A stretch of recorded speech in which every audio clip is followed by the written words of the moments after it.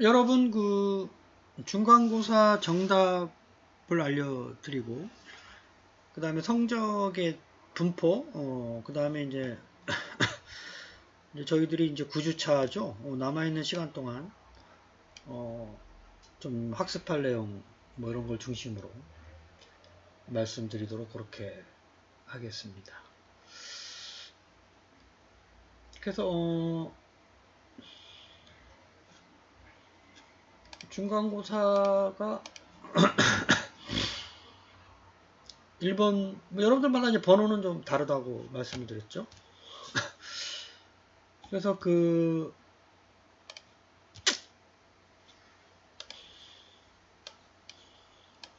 첫 번째 문제를 좀 보면 우리가 이제 그 인공지능의 4가지 핵심 요소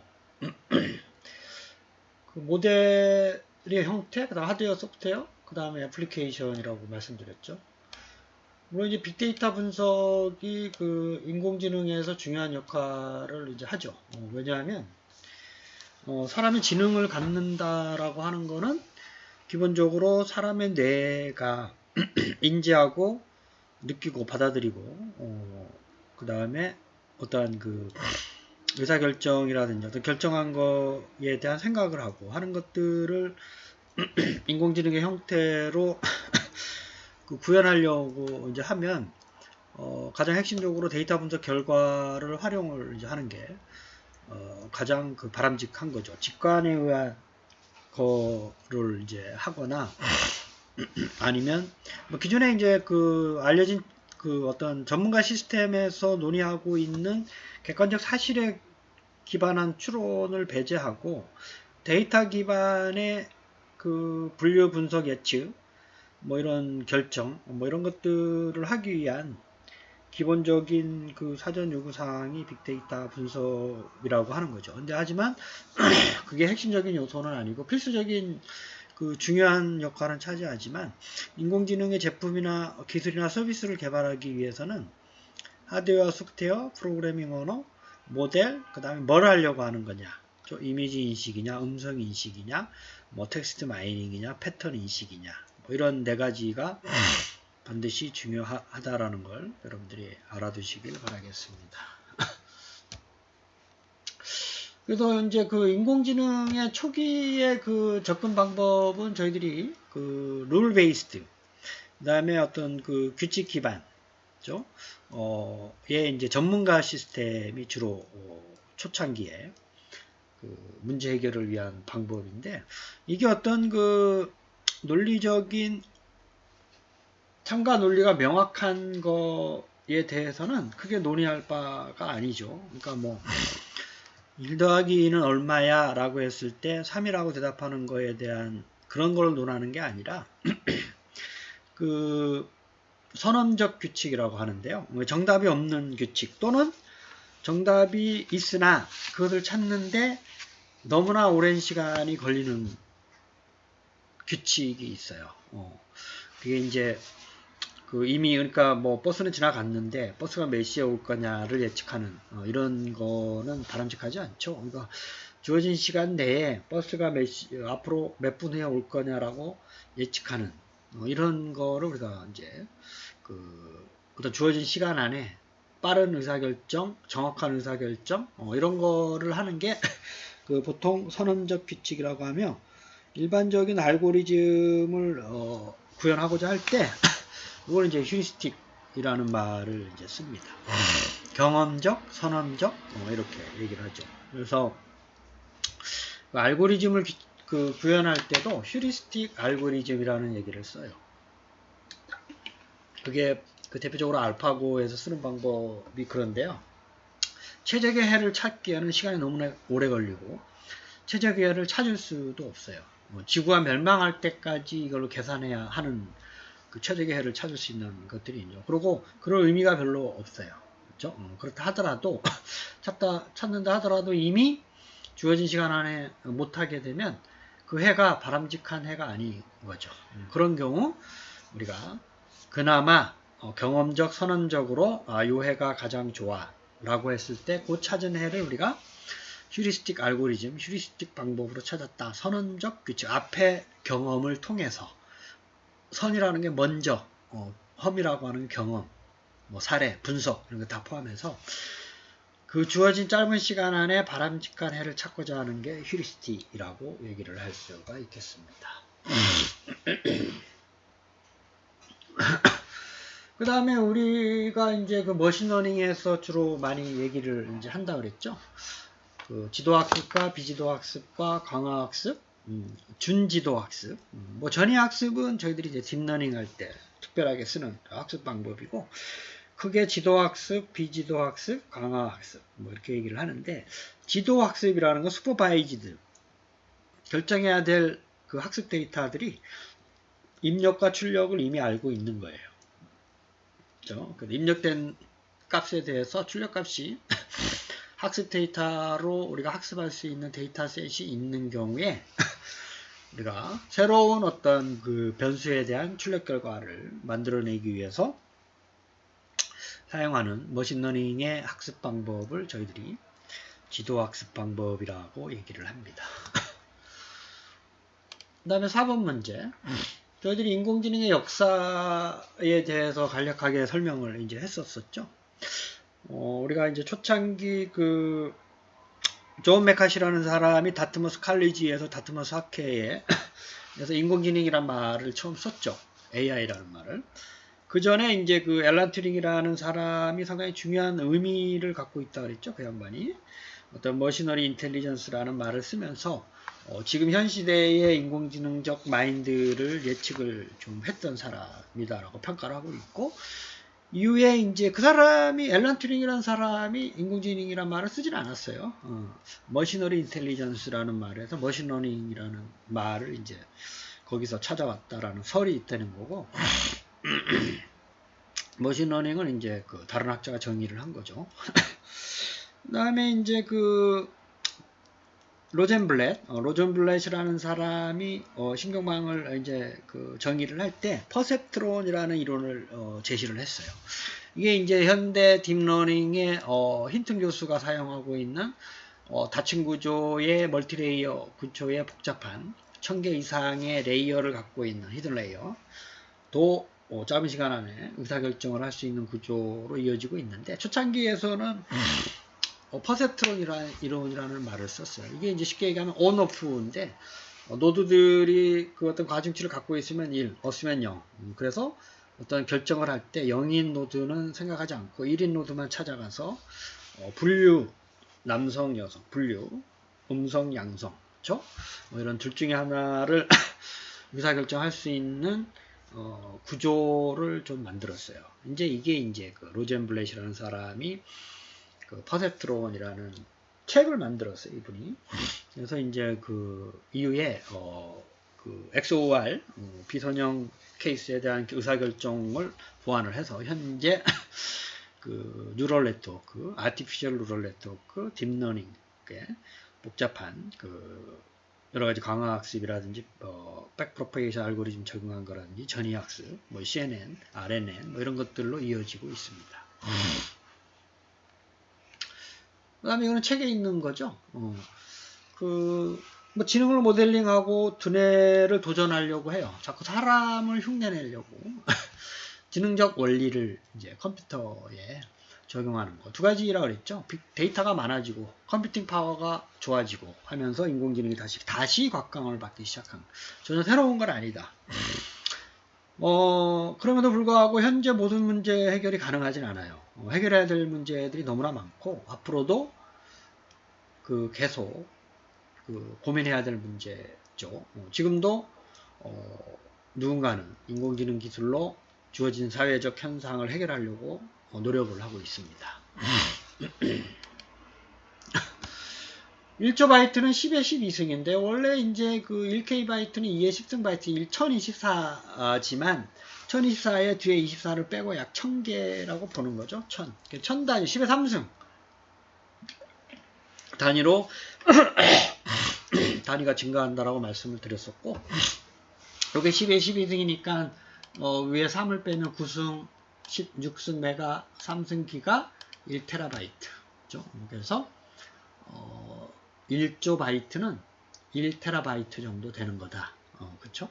1조 곱하기 8비트, 8조 비트에 해당 0과 1을 저장할 수 있는 그런 거를 우리가 1조 바이트라고 얘기합니다. 우리가 이제 코딩의 정의죠. 컴퓨터에서 수행하는 절차적 프로그램. 그 다음에 차이니즈 룸. 우리가 튜링 테스트를 중요하게 생각한다 그랬죠. 그래서 이제 엘리자라는 프로그램이 초기 튜링 테스트 상을 받은 어떤 시험 테스트의 결과 테스트를 통해서 이게 마치 인공적인 것이다 아니다를 판별하는 누가 과연 가장 인공적인 것인가 그에 대해서 반론을 제기한 사람들이 여러 명이 있는데 차이니즈 룸 아규먼트에서 중국어에 대한 거를 인공지능이 아니더라도 그만한 할 수 있는 사람이 누군지 그 방에서 몇 개의 사전을 주고 테스트를 했더니 인공지능의 한계점을 얘기한 그런 사례입니다. 자, 9번은 이제 그 책에 있는 거죠. 5개 AI 중에 소피아라는 건 해당되지 않아요. 그 소피아라는 게 인공지능 로봇 우리나라에도 왔었죠. 홍콩에 있는 사람이 이제 했는데 어쨌든 중국 사람이 스탠포드 대학인가 MIT인가 어쨌든 미국에서 벤처 기업이 만들어서 지금 세계적으로 많이 논의되고 있는 로봇입니다. 코딩은 우리가 계산력 향상을 하는 건 아니에요. 다른 목적이 있는 거죠. 계산력 향상은 예전에 컴퓨팅이라고 해서 복잡하고 너무 긴 연산을 사람이 하기 좀 힘드니까 그게 이제 초창기 이제 컴퓨팅 이제 개발된 동기이고 코딩은 그걸 기본으로 해가지고 논리적 사고력, 다양한 아이디어, 그다음에 기초적인 인공지능의 요소 개발을 이해하면서 코딩이 필수 불가결한 어떠한 소프트웨어의 인공지능의 필수적인 핵심 요소라는 걸 말씀을 드렸었죠. 그다음 11번은 비지도 학습에 해당이 됩니다. 이거는 아까 지도 학습과는 다르게 출력 값이 없어요. 데이터셋에서. 그래서 여러 개의 변수들 중에 변수들 형태를 비교하면서 추세나 어떤 형태나 패턴 이런 걸 스스로 학습을 해서 입력값에 대해서 그거랑 비슷한 류의 분류나 예측 분석을 정확하게 하려고 하는 비지도 학습 방법. 레이블이 없다라고 하는 게 출력 결과가 없다. 그 다음에 저희들이 2016년, 17년에 많이 문제가 됐었던 알파고, 그죠? 딥마인드라는 회사에서 만들었는데, 알파, 구글에서 인수해가지고 이름을 바꿨죠. 고라고 하는 게 일본말로 바둑이라는 뜻입니다.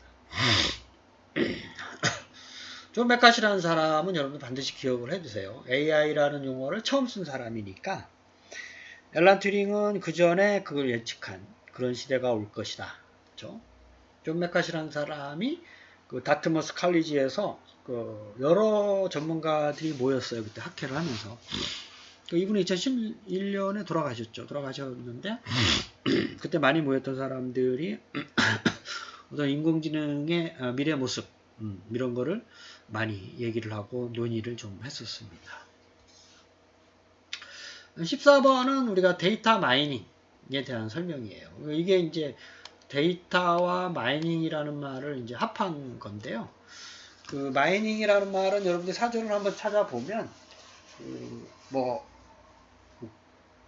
석탄을 캔다? 또는 금강을 캔다? 이런 뜻이 있어요. 이거는 데이터에서 어떤 의미 있는 정보를 찾기 위해서 데이터를 수집하고 분석하고 그 안에 숨어 있는 변수들 사이에 상호 관계를 좀 규명해서 패턴을 찾기 위한 방법이 되겠습니다. 여러 가지 방법들이 있죠.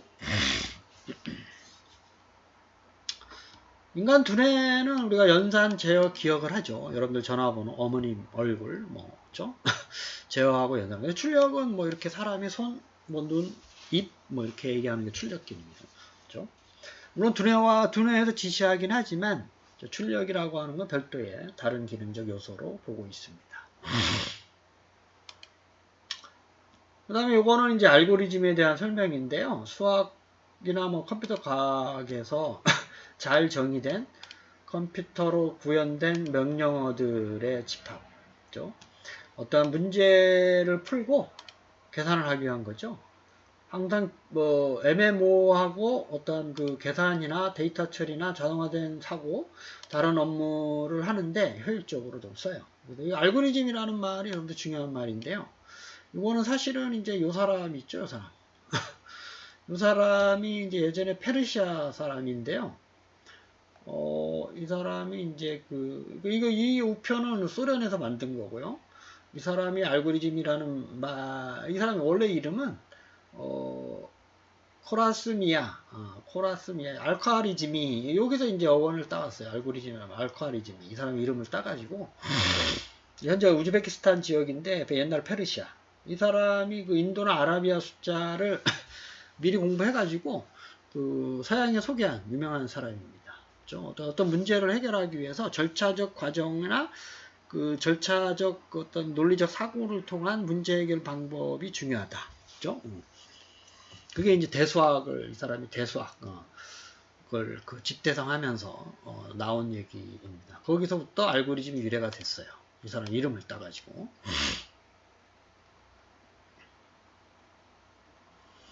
이거 패턴 인식에 대한 설명이죠. 그렇죠? 그래서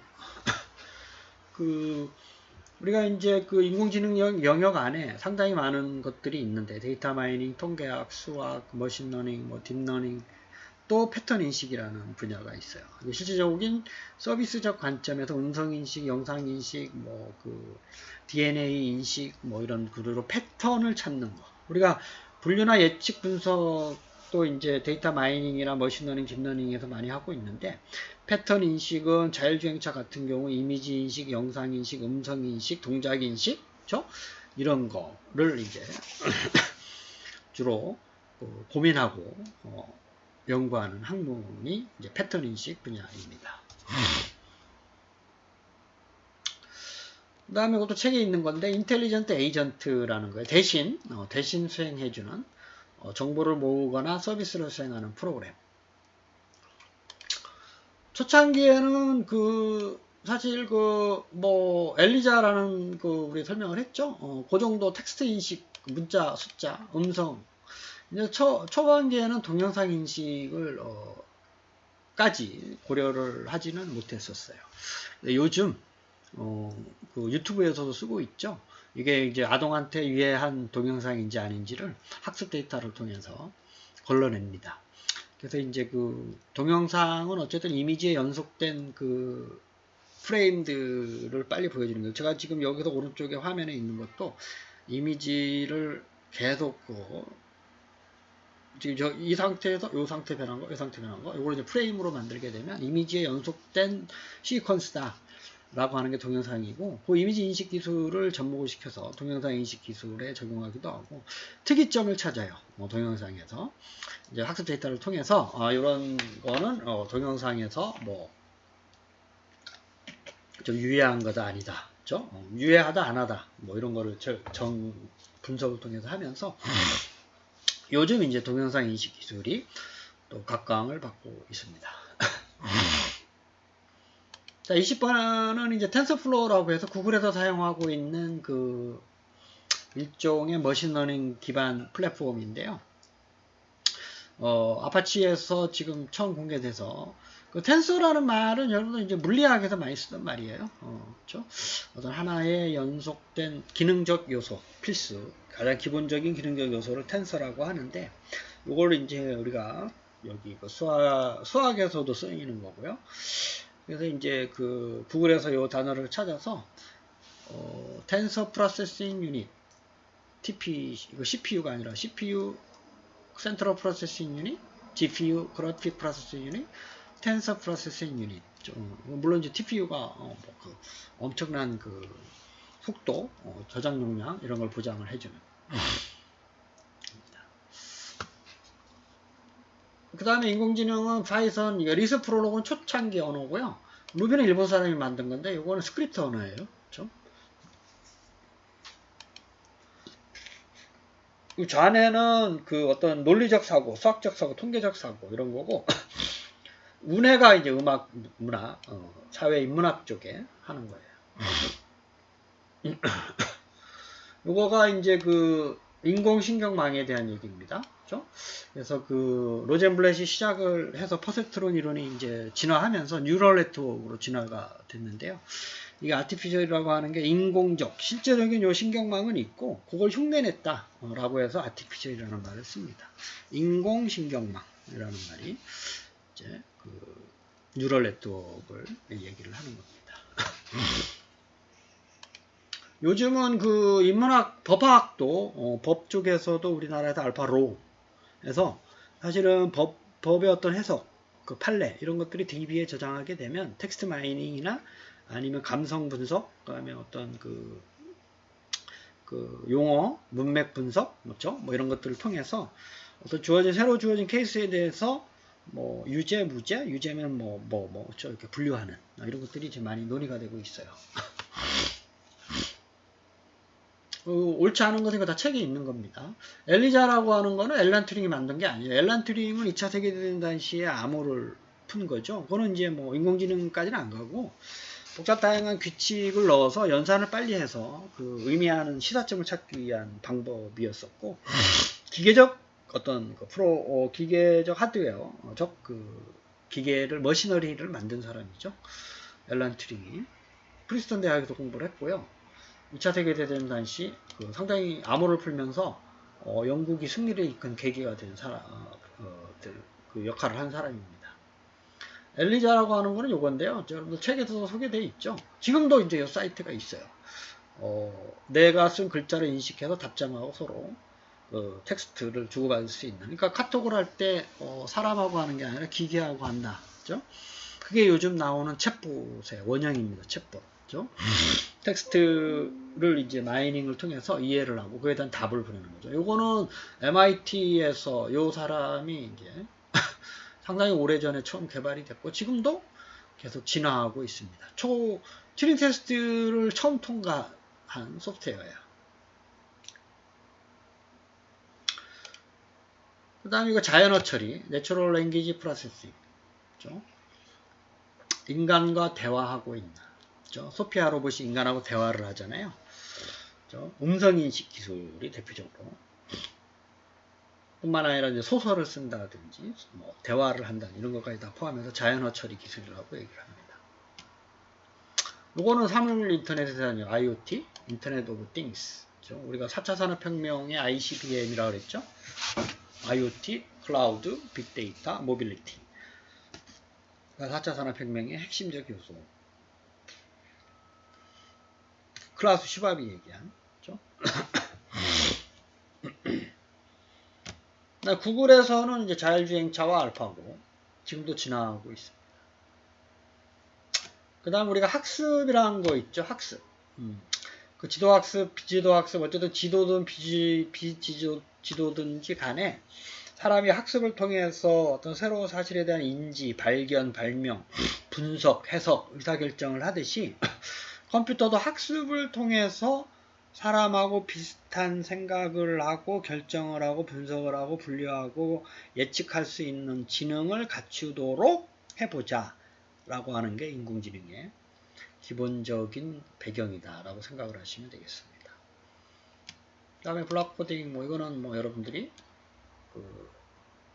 한번 보시고 그 다음에 그 성적은 이학사 정보에는 입력을 안 했는데요. 여러분들이 나중에 기말고사 때 입력을 하도록 할게요.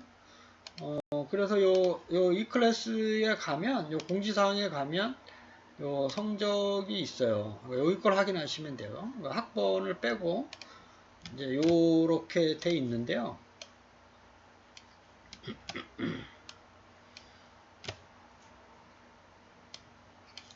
그래서 자기 것만 확인하시면 됩니다. 요 과제 2개 과제 낸 거고요. 시험 보지 않은 학생이 많아요. 그래서 제가 전화를 다 해봤는데, 전화 안 받는 학생은 저한테 반드시 좀 전화를 좀 해주세요.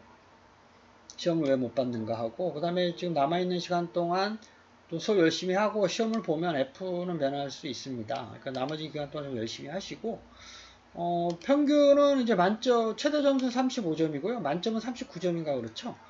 만점 받은 학생은 없고 최대 점수가 35점이에요. 다음에 평균이 뭐 18.58, 편차가 11. 그래서 이제 요게 중요하죠, 요거.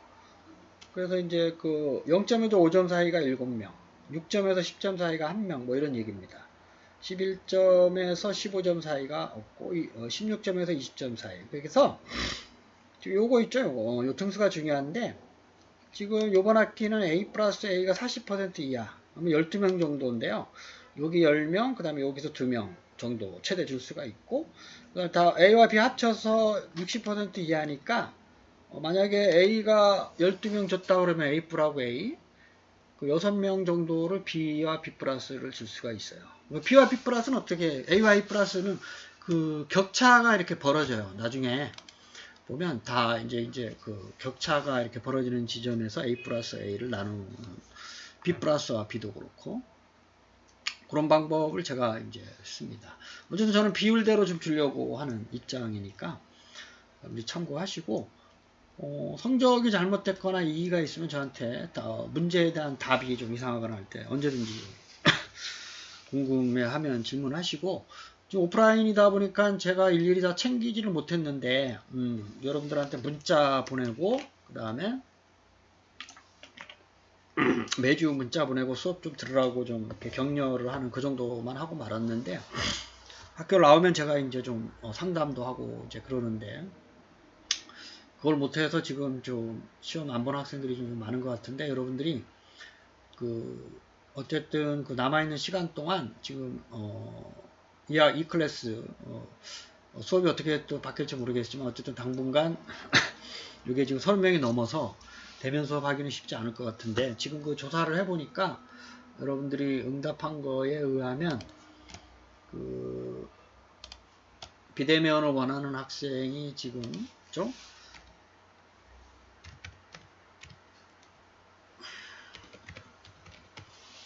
많아서 여기 있네요. 그렇죠? 조사한 사람이 82%가 비대면을 원하고 있고요. 4명이 이제 대면을 원하고 있어요. 그래서 이제 22일 교육부 지침이 이제 거기 70% 맞고 2주 지나서 이제 22일부터 이제 위드 코로나 요새 돼가지고 또 어떤 방침이 또 바뀔지 모르겠지만 어쨌든 요 비대면 학생이 많아서 당분간 좀 비대면 지조를 이제 유지하는 수밖에 없을 것 같고, 그래서 남아있는 시간 동안 어쨌든 여러분들 포기하지 말고, 기말고사 있고요. 레포트가 또 한두 번 더 있을 것 같고, 기말고사를 또 잘 보시면 돼요. 그리고 이제 수업, 주어진 시간을 잘 듣고, 제가 일일이 전화해서 좀 상담을 해야 되는데 못해서 죄송하고, 언제든지 상담할 내용이 있으면 전화를 하시면 돼요. 저한테. 궁금한 거라든지, 진로 문제, 그 다음에 뭐 수업 문제, 언제든지 전화하시고, 뭐 이메일로 하셔도 되고요. 문자로 하셔도 되고, 여러분들이 이제 코로나가 한 2년 동안 되면서 상당히 좀 많이 힘들 텐데, 교수님들도 상당히 좀 힘들어요. 좀 이렇게 하는 게. 그래서 하루속히 좀, 일상생활에 회복이 돼서 여러분들이 좀 상담도 하고, 좀 고민거리 좀 의논하고 했으면 좋겠습니다. 어쨌든 성적 관련해서 문의사항은 언제든지 하시고, 이 학사정보권은 아직 입력이 안 됐으니까 참고만 하시고, 예, 사이버, 이 클래스에 있는 성적을 확인하시고, 에드모드에도 올려놨으니까 확인하시고, 건강한 한 주 보내시길 바라겠습니다. 감사합니다.